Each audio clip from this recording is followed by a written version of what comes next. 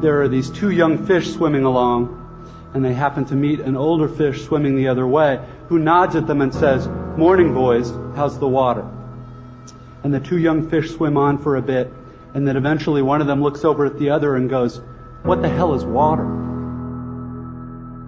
The point of the fish story is merely that the most obvious, important realities are often the ones that are hardest to see and talk about. Stated as an English sentence, of course, this is just a banal platitude.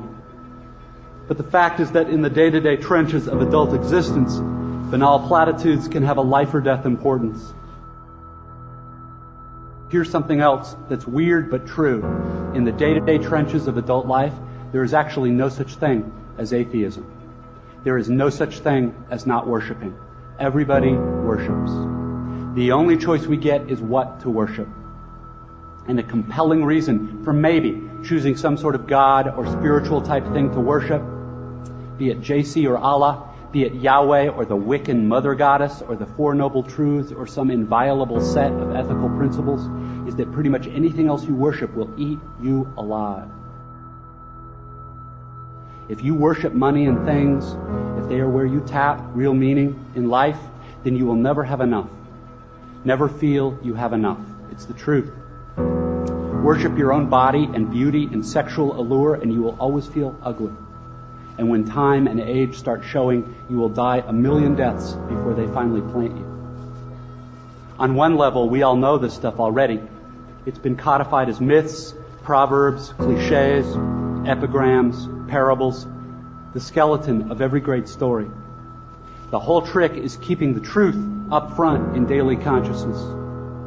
Worship power, you will end up feeling weak and afraid, and you will need ever more power over others to numb you to your own fear.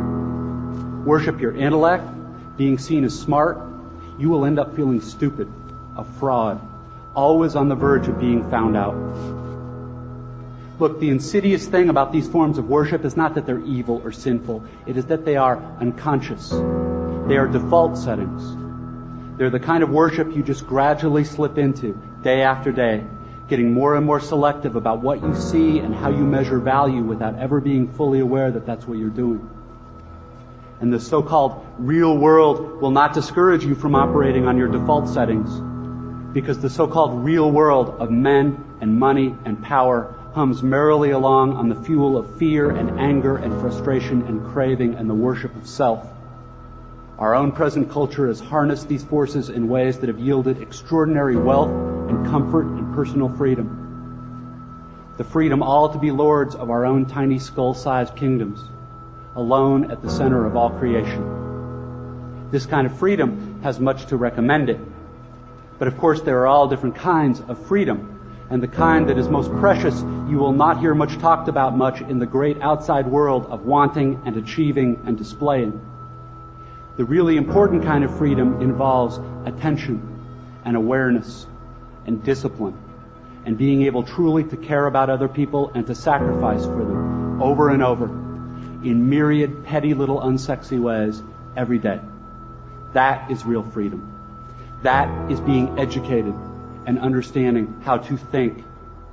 The alternative is unconsciousness, the default setting, the rat race, the constant gnawing sense of having had and lost some infinite thing. None of this stuff is really about morality or religion or dogma or big fancy questions of life after death. The capital T truth is about life before death. It is about the real value of a real education, which has almost nothing to do with knowledge and everything to do with simple awareness. Awareness of what is so real and essential, so hidden in plain sight all around us all the time, that that we have to keep reminding ourselves over and over. This is water. This is water.